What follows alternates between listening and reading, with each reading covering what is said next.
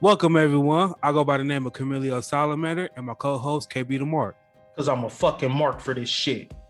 You are watching the featured #1 wrestling podcast show on YouTube. With that being said, welcome to the D&B podcast. So, coming up, we got the Raw show. And, Raw was very, very horrible. I'm not sure what week was better, this week or last week. But Raw was set to open up with a tag match with Braun Strowman and Drew McIntyre versus Mason T-Bar. But, backstage, Braun was basically calling Drew out and everything. And instead, he came out and decided to make it a handicap match. Why? Because he's supposed to be the strongest man of them all. So, the Monster Among Men, that's who he's supposed to be. So, of course, he got to go out there and show out and stuff. But basically, and in the disqualification match, it was the same stuff we seen last week. Just flipped over. Last week, we got Drew McIntyre versus Mason T-Bar in the handicap match. And then disqualification with Braun came out. And then they got a tag match, and they ended up losing. This week, we got the same stuff, just flipped. We got Braun Strowman coming out in a handicap match, losing because Drew McIntyre came out to help him, and then it's going to end in a tag match, and they ended up losing again. The only good thing that came out of this whole match and this whole segment, I believe, is that Mason T-Bar got new attire. That's it. Other than that, this whole segment was trash. This whole show was like Tag Team Central.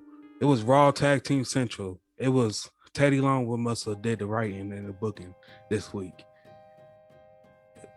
Every match was a tag team this week. That's horrible. Are you done? You was going on a tangent. I was really feeling where you was going. I feel like you got some more to say. Let it out. It was horrible. It was horrible. Like they literally, I believe they really is giving up right now. Like they literally giving us the same show week after week after week. The only thing that put in SmackDown was different is that they giving us the same show on SmackDown too, but they just changing up here and there. Raw just flat out giving you the same show, just hoping that you won't notice it. Like, no, I don't understand why they're doing that. This a $1 billion company, and you treating this stuff like blah. There's a wonder why your ratings is going down and you're not getting no fans' attention. And you're not gaining new fans. There's a reason why people is tuning in on Wednesdays nights to watch AEW. It's the reason why y'all move NXT to Tuesday, because y'all can't compete, because y'all are not giving us the shit that we are asking for. At least we are asking for shit over there at AEW. They're giving it to us. I mean, hey, they give us tag teams matches over there too, but at least it's more entertaining than what y'all gave us. I mean, come on, it's horrible. You got some more in you? I'm done. I'm really liking your commentary right now. You got some more in you? I'm done for right now. I got some more for the next matches. Oh, okay, understandable. So this whole night was bad. Starting from the beginning with Drew McIntyre and Braun Strowman pretty much arguing in the back, Braun telling Drew that he should listen. Drew is the veteran who's been winning titles all over the world and telling Braun that he should listen to him. I mean, you should, Braun. He was just the WWE champion not too long ago, Braun, so you should probably, shut the hell up and listen to Drew. But, Braun is Braun, but Braun, And they still book Braun to look stupid. So he goes out here and does this handicap match with T-Bar and Mace. And I'm just sitting here like, God, this looks awfully familiar to last week. And it dawned on me. It was just with Drew McIntyre. And Braun wins by DQ. Drew McIntyre comes out and makes the save. And now we have a tag team match in which T-Bar and Mace win by countout, in which he was meant to throw Drew over the barricade, but I guess he didn't do it with enough force. And Drew technically beat the count, got in at like 9.9, but you know how they've been telling the referees to do it like it's a shoot. It wasn't supposed to happen, but we're gonna go with it. And I'm just like, God, you couldn't. This has to be the laziest booking that I've seen in a long time with Monday Night Raw. And then, you know, a lot of people are gonna say, well, it led to them having a singles match later on in the night. But how many times, Salamander, I want you to really think back. How many times has McIntyre been beat up and immediately goes to Postman Pierce hurting or selling whatever body part was attacked, and he's like, Pierce, I want, and you know, enter said name here in a match tonight. It's had to have been going on for like months. It's the same fucking shit. It's the same fucking shit. AEW will sometimes give you the same fucking shit, but like you said, it's more entertaining. I thought I was watching a trash episode of AEW with all these fucking tag team matches, and only one of them hit. Mm-hmm. What the fuck? What? You know what, Salamander? Let me ask you a question. Why the fuck are we watching this shit? I have no idea. They not giving me a reason to tune in every week, for real. Like, the only reason why at this point we doing it because we have to. We have to keep our people up to date of what's going on in the WWE world. But I mean, it's a pain. I have headaches watching this. Oh my gosh! I have headaches. You took the words right out of my mouth. Watching Monday Night Raw gives me a fucking headache. Headaches. This shit is bad. Get this shit off my television. Fire the writers. Get some more writers in there, or better yet, hand the shit over to Triple H. Give it to somebody who actually give a damn. Thank you. And before we move on, I want to touch on T-Bar and Mace. You know, I read a tweet. Somebody was like, D.L. Madden or Mace looks like a creator wrestler. They do. They both do. Like, they just gave him like plain trunks and stuff. Like, just go out there. Bro was just wearing straight black tights. That was it. And they try to be different by having face paint a little bit. I'm gonna start calling them creator wrestlers, because that's exactly what they look like, and that's a shame. Call one, call two. That's a shame, because Keith Lee and Dominique Dijakovic were putting on 5-star classics in NXT. Keith Lee's not on the show, and Dominique Dijakovic is with some bullshit that the writers think is good. Get this shit off my television. I could do better on the game. You probably can. Anything is better than this shit. Yeah, they could have uploaded a throwback show for 2006, and it would have did way more ratings. Listen, this show was so bad. I would much rather watch all of the glitches on WWE 2K20 simultaneously in the middle of a match, and I bet you that would be more entertaining than the shit I saw tonight. Exactly. Well, I'm sorry, not tonight. Yesterday night. Well, following that, we got something that was, I'll say, somewhat decent, even though it's the same thing. We got Damien Priest and A New Day versus The Miz, Elias, and Jackson Riker.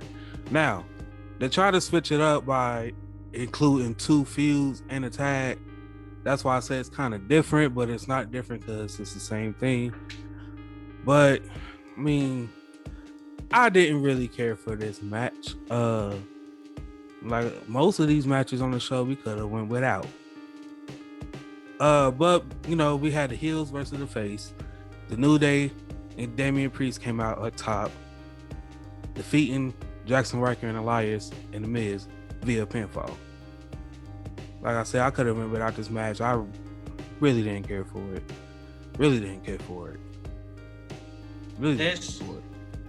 This shit was bad, and we can start from the top with the concert. That concert was mega cringe. The Forgotten Sons have been let go, except for the one guy who should have been let go.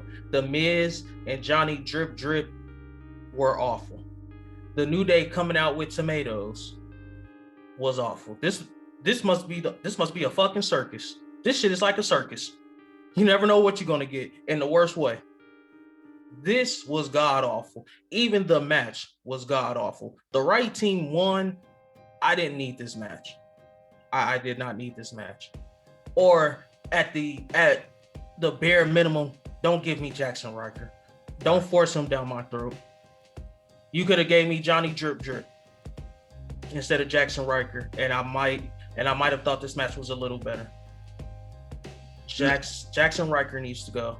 This match was bad. The right team won. It didn't need to be on my television. Now, this next segment, it did good. You know, I feel like it's something here. But we got Sonya Deville. She ushered in Charlotte Flair, basically telling everybody that her suspension is up. Do you feel like it could be a future tag here? Somewhat, or a future somewhat with Sonya Deville making her way back into the ring? I hope that she doesn't make her way back into the ring, but I did like this angle. I like this angle a lot, and that smirk that they did when they were walking up the ramp, it kind of tickled my fancy. I'm like, I really want to know what they're doing. What if Sonya Deville is gonna be Charlotte mouthpiece? Now that's what I was thinking, and I like that because Charlotte can talk, but she doesn't really need to talk. Yeah. Now you give her like a Sonya Deville, and now you have like that heel manager to go with this Charlotte Flair, who's already over the top, and especially with Sonya Deville in an authority figure, I think what they're going to do, or what I think they should do, is let Postman Pierce run SmackDown, because I don't know why, but anytime he has to interact with Roman Reigns, I start to laugh. Because, Postman Pierce is like, legit, I don't want to say legit, but, kayfabe scared that Roman's going to beat his ass when he makes the wrong move. Right. And Sonya Deville bullying the women's division as the authority piece on Raw sounds really good to me. And she pretty much just keeps Charlotte in that title picture. Like, I don't need Charlotte to win it yet. I don't want Charlotte to win it till maybe 3 to 4 months later. Like, what is it? April? Yeah. So August, SummerSlam. If Charlotte still looks as good as she looks now, SummerSlam, I'm definitely for a title change, especially if Sonya Deville is her mouthpiece. The only thing I didn't like about the whole thing, I like the apology to the ref, especially when Charlotte was like, I apologize that you got in my way, and she really was going in on him. I didn't need for him to be the ref in her match, and I think that's where they're going to go. He'll be like, I hope they don't turn this ref into like another Earl Hebner. Mm-hmm. I hope they don't do that. Or the one dude from the 2000s, I forgot his name. You talking about Lil H? Nah, not him. The one ref that they ended up making it the whole angle. Yeah, I think he was helping somebody winning. Wasn't that Earl Hebner? He ain't with the company no more. Yeah, I think that was Earl Hebner. Nah, he was young. I forgot his name. I think with that whole stuff with WWE happened, with that whole everybody like explicit photos was getting released. You don't remember that, like back in like 2016? That stuff with Paige and all that stuff happened. Oh yeah. And Xavier Woods. Yeah. I think the referee that was dating Paige, I think that was him. I think his name started with B. I don't know. You'll have, can't think about it right now. I was gonna say, you ought to look it up and come, and the next time we do an episode, come back to it. But yeah, I hope they don't make that into an angle. I really don't want to. I really don't need a ref in this. Sonya Deville and Charlotte, coercing their way to the top, it will be enough for me. I don't really need the referee angle. But if they keep the referee angle in it, I feel like it's not going to hit the same. Yeah. But this next segment, we got Sheamus and Humberto Carrillo. Now, I like this because, before it happened, they gave us like a little recap of what happened last week and everything. And basically, he ain't like that Sheamus basically destroyed his chance of become a U.S. champion. But I can see that they building a feud up here now. But I hope it come out with Humberto coming out at the top, because I do like this. He did this week. Last week he got his ass kicked by Sheamus. This week he came back strong. It was basically giving Sheamus the work and everything. So I like where this is going. I think this is like this, and the next segment was really the best things of the whole show. I would give the main event. I would give it up to the main event too, but I'll get to that when we get to that though. But this segment and the next segment really carried the show, in my opinion. Oh man. I was not a fan of this angle, only because why do we have to go 50-50 booking?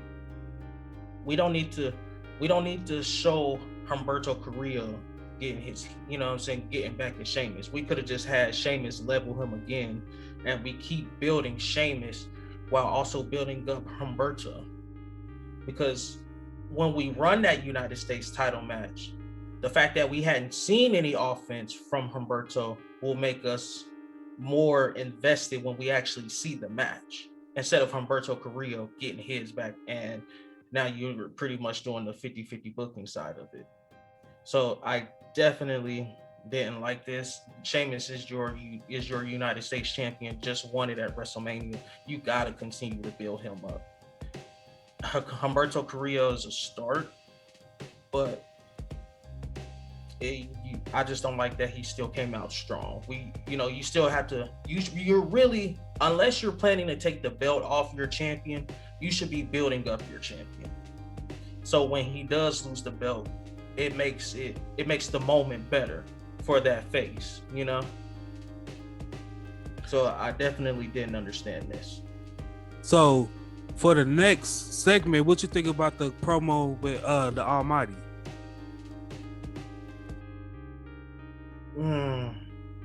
I mean, that's your guy. What did you think? I love it. Yeah, you already know. The Almighty Bobby Lashley. He always gonna stand on top. He always gonna look strong. He wouldn't even got to wrestle this week. But the thing about it, I know what y'all gonna say about the main event, what he did and stuff. The thing about that, he didn't want Braun to win. He was trying to, because Braun was about to win. He was trying to distract the referee from letting Braun win, so Drew can win, because he don't want that triple threat. But it don't matter. He got the triple threat anyway. He's still gonna come out of top. He gonna put the monster among men to sleep. He gonna put Drew McIntyre to sleep again. He gonna do what Roman did, stack them both on top. But tell Roman, I had this big dude. You had two little people. I had Braun and Drew, and I put them both to sleep. You hit him with a chair. Well, I'm looking forward to that Survivor Series match. I hope that both of them is holding the titles so they can go up against each other, man. That's gonna be the match of the year. I think it has the potential, especially if it's booked right. I hope they do it. First off, the almighty Bobby Lashley does not want to go toe to toe with the tribal chief. To go from the promo, I do like the fact that they were airing out grievances. Like I said before, Lashley already beat McIntyre, so why do we even go this direction? I mean, it's not like it was a roll-up finish. He got put to sleep with the Hurt Lock. He literally got put to sleep, and he capitalizes by hitting Randy Orton with a Claymore to steal that win from Randy. I don't need to see these two in a match again, but I guess you throw Braun Strowman in there, and I bet you Braun Strowman is going to get put to sleep because they don't want Drew McIntyre to get put to sleep or take a pinfall loss again, because they probably believe it will destroy his character, which it will. We gave them the perfect way to get out of the fucked up booking that they put themselves into, man. But they putting themselves into a more worse situation before, because if they would have just kept it Drew McIntyre and Bobby Lashley, it would have been so much easier. I won't say easier, but you had no choice but to either have Bobby win and you just totally destroy Drew McIntyre, or have Drew McIntyre win, you just totally destroy Bobby Lashley. But you decided not to do what we suggest and have the Mason T-Bar come and attack them like they did and just write him off TV for a while. And then that way you ain't got to do it. But and that way you can still set it up for when he come back. You can still set him up to go up against the Almighty. But instead, y'all decided to add another person that's a strong wrestler that's good right now, and y'all just gonna destroy his character by having him get put to sleep. Because for one, he's a big man. He's the monster among men. If you get put to sleep in that hurt lot by Bobby Lashley, your character is done. Ain't nobody gonna take you serious no more. That's because, like, for one, I ain't taking him serious as many times he kept losing to Roman. Then when he was just getting manhandled by Brock, then they booking themselves into a corner, a very narrow corner right now, because you either gonna take the belt off of Bobby, or you gonna look Bobby put Drew to sleep, or you gonna look Bobby put Braun to sleep. Either way, whoever getting put to sleep, they character gonna get destroyed. And that's my bigger question, because technically we had technically we had the Almighty Bobby Lashley versus Braun Strowman in his build up to challenge for the WWE Championship, with, I believe, the Miz. I believe it was the Miz, because that was when the Miz was champion, and I think he put him to sleep there. So are you going to have the Almighty Bobby Lashley put Braun Strowman to sleep twice? That'll really destroy his character, like you said. And then if he pushed Drew, you pretty much booked yourself into a corner. Somebody's getting put to sleep twice. Yeah, either somebody getting put to sleep twice, or you gonna let the belt taken off of Bobby and you're gonna destroy his character. The only way out of this, if Bobby if something happened, he's not involved in the pin at all. Like, he's not even in a ring or nowhere to be found when whoever go for the pin. That's the only way to keep Bobby character strong, but at the same time, it's not keeping it strong either, because he shouldn't even be in this predicament anyway. No, because then all you're going to do is have him and MVP come out the Monday after WrestleMania Backlash and say the Almighty Bobby Lashley wasn't pinned. Mm-hmm. Yet he's standing here before you, not the WWE champion. And then he's not going to win it back in the rematch. So, and even if he wins it back in the rematch, it's not the same, because you could have just had him overcome the triple threat and just destroy and just decide whose character you were going to destroy. Mm-hmm. They booked themselves into a corner. Somebody's getting put to sleep twice. Exactly. But this next segment, backstage we was talking to Matt Riddle, and then Randy Orton came. And then he basically said that he's gonna give Matt Riddle that RKO, bro. He said he's gonna give that stuff a try. So what we got? We got Matt Riddle and Randy Orton versus Shelton Benjamin and Cedric Alexander. Now, to me, I don't even care about who they went up against, but I kind of like this. At first, I wasn't thinking like I don't want to see Randy in a tag, but I kind of like this. I want to see this little arcade bro stuff. I told you this last week, bro. Matt Riddle and Randy Orton, they are the team I didn't know I needed to see, and them on TV together is hilarious, bro. Like, Matt Riddle just being this goofy high character, and Randy Orton being this serious character, and you can see Matt Riddle getting carried away when Randy Orton's like, "We can give it a try. I've already put in a call. We're going against the neighborhood jobbers." Cedric Alexander and Shelton Benjamin, the new neighborhood jobbers. And then they tried to make the former Hurt Business employees look strong, but in all actuality, I think you made Matt Riddle and Randy Orton not look like that good a tag team. Because this should have been a flashbang knee. He knocks whoever's on the apron off, tags into Randy. Randy hits an RKO. We go home. About a 45-second match. RK Bro looks phenomenal. And it's going to get over regardless because of their backstage segments. And going against the neighborhood jobbers, that match sounds, or the way I described it, sounds way better than what we got on TV.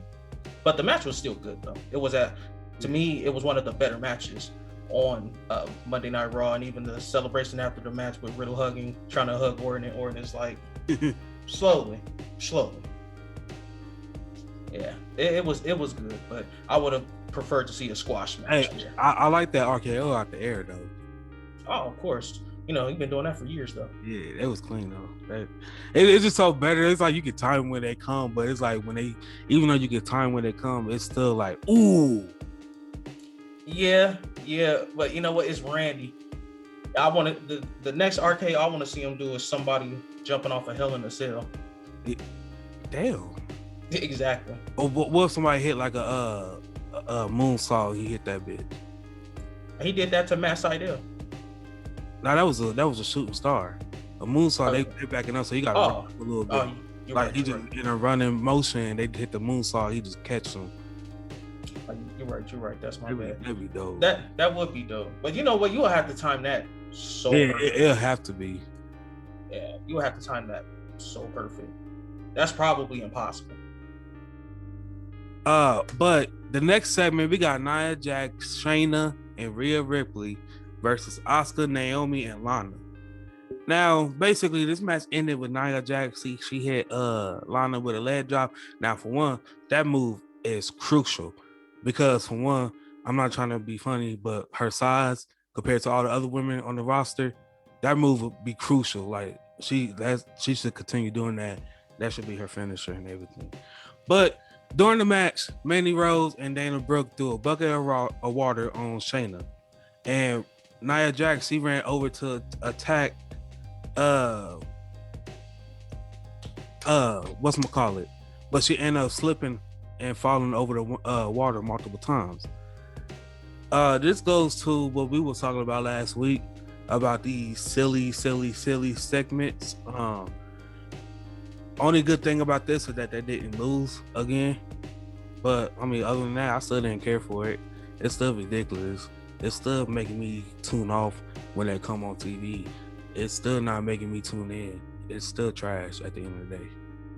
So I'm gonna shoot on this match 50-50 because there's a part of, or the two segments involving the women, the match and the segment itself. I'm gonna be 50-50 down the middle. I like from the beginning how we're still sowing seeds of dissension between Nia and Shayna, and Nia telling Shayna to keep your head in the game. Shayna telling Nia no distractions. That includes Reginald the sommelier, the true MVP of the women's division, and it's sad that I have to say that. Mm-hmm. It's always a man. I'm sorry. The women's division on Monday Night Raw. It's always a man, just like with Santino. First off, don't say that. But Reginald, it has been shown out here. The fact that Nia Jax is infatuated with him, with him. That's dope. I like that. Not too many people like that. I actually like that as one of those storylines you don't really pay attention to. And it's just also funny because she is a bigger woman and he's so small. We're also sowing the seeds of maybe Reginald's first match with Angel Garza. He delivered some flowers to Nia Jax, and Reginald was looking a little salty, like, no, she didn't accept these flowers. And the bouquet was beautiful. They walked past Dana Brooke and Mandy Rose, and Nia smacks the shit out of Mandy Rose with these flowers, telling her to put these in water, bitch.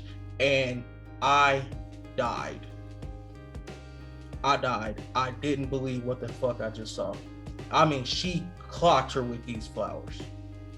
And you probably think that shouldn't hurt as much as you think it should, but she came with a lot of force. And Mandy Rose is sitting there looking salty. And I'm like, okay, that's cool. Now, this is where they could have just left it alone. Let Mandy Rose and Dana Brooke get their revenge next week. But no, they had to come out with a bucket of water and they throw it on Shayna Baszler. And Nia Jax runs over there and she slips and falls. How fucking god awful is that? We couldn't make the women's tag team champions look any more like geeks than we already have. But no, Raw says we're going to top that. We're going to top what we've been doing. The only good thing, like you said, is they won. Lana looked good in this match. That's really who I was focused on, because we already know I've seen enough of Asuka. Naomi looked good too. Naomi and Lana were the real stars of their team. I thought Lana was going to get the pinfall. Rhea Ripley hit her with the riptide, tagged in Nia Jax for the leg drop. And you're right, that leg drop is brutal. Hey, that's better than Hulk Hogan's. It's more believable. I can see that. I can see that. Yeah, that leg drop to Lana looked brutal. But that was the only good thing. The segment leading up to the match was great. The match itself was awful. And Nia Jax is made to look like a geek along with Shayna Baszler. And I will say it once, I will say it again. Get the tag team titles off of these two women and get this shit the hell off my television. Mm-hmm. But following up this, we got Alexa Bliss. Now, she said that she was going to unleash Lily on the rest of the WWE locker room, and not to blame her for what happens. So, like I said last week, I'm into what's going on with this whole segment. Now, I think in the meantime, we're going to get The Fiend and Bray Wyatt. They're going to be gone. But we're going to get like this new demonic character that's like The Fiend, but it's going to be Alexa Bliss, Lily. I couldn't care less about this. This whole Lily, they lost me on the Photoshop pictures. I could care less about this. Move on. But can you believe it? We got our first singles match of the night. What, like 2.5 hours in already at this point? We got Charlotte Flair versus Mandy Rose. Now, this match was good. You know, I think the match was good because, for one, it's Charlotte Flair. And for two, this was the first singles match. So, of course, anything at this point was going to be good. But this match was good, you know. Basically, Charlotte Flair, she hit her with the natural selection, and it was a wrap. This match was god-awful. I don't need to see Charlotte against I don't need to see Charlotte against Mandy Rose. I really don't.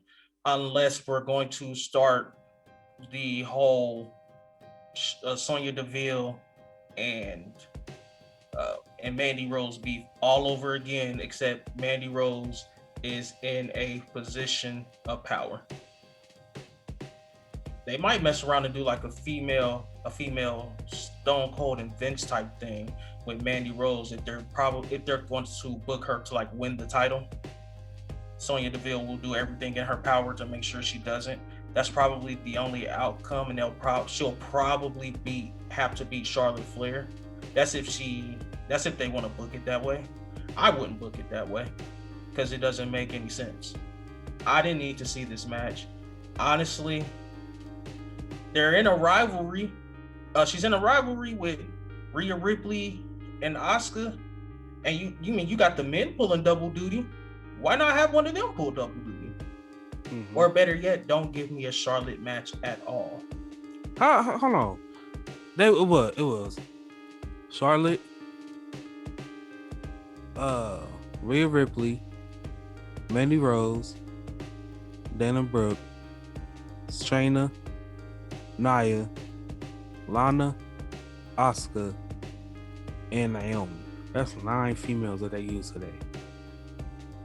And they used Mandy twice, basically, because she was in that tag segment.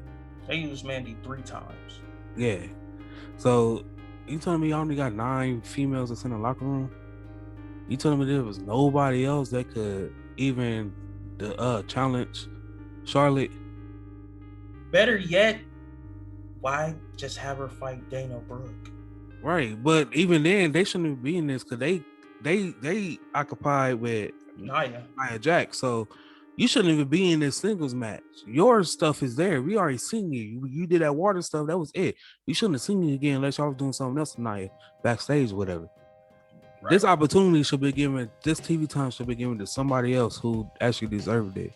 Who's just sitting back there in the locker room chilling, probably on Snapchat making TikToks and shit, waiting for their name to be called. Like, hey, we need you today. Something. Could have easily called up somebody from NXT. Somebody. Even if it was just a one nighter, could have brought in some local talent. Somebody other than Dana Brooke. I'm sorry, not Dana Brooke. Mandy Rose. Somebody other than Mandy Rose.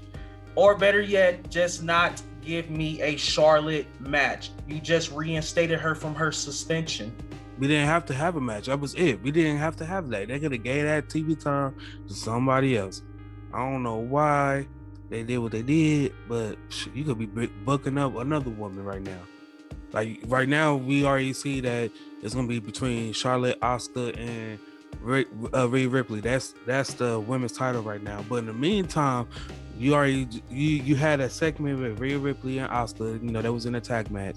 Then you reinstated Charlotte back, right? So you already had your segments for that stuff that's pushing that storyline on.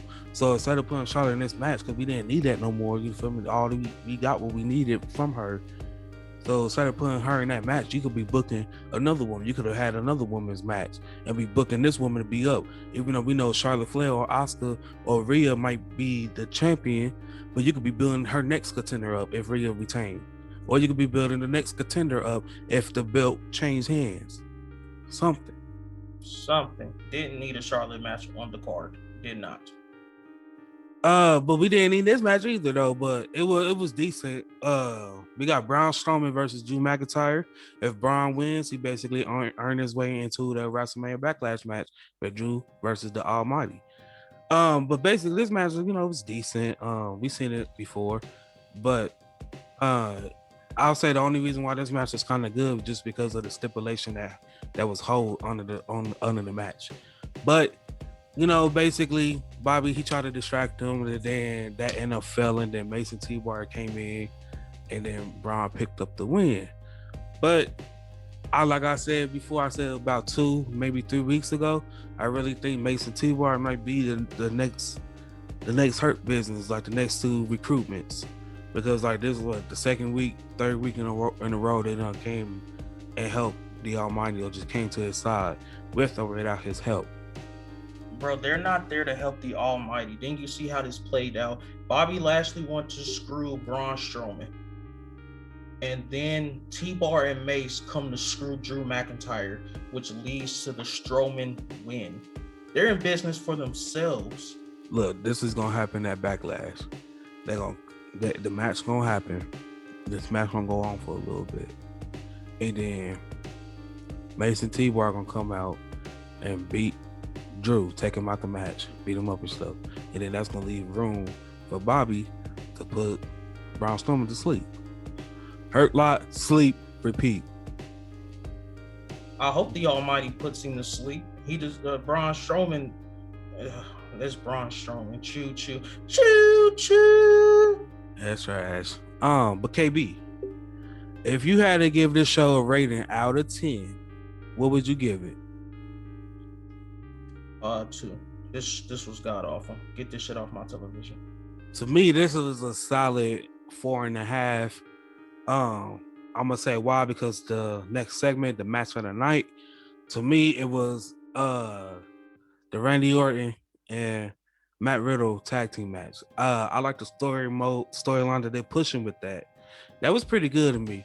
I think I want to see what they're gonna do with that. Whether if they can put them in a tag, or rather have them go on and feud with each other, or whatever. However they're gonna do it, but I'm here for it, and I'm tuning in to Raw every night, every Monday to see that. I'm not really tuning in to see the women's segments that they be giving us. That's not really credibility or relevant, because that's what they're showing us. So I'm really tuning in on Raw to see RK Bro and the Almighty. I mean, you might as well. At this point, they're the only 2 things on the show that really make you want to watch. My match of the night is the same match as yours. It's the only thing that I want to watch on this shit, other than the Almighty Bobby Lashley. Right. I mean, this show is fucking awful. Your wrestler tonight, who would you get that to? Nia Jax. Even with her slipping on the water.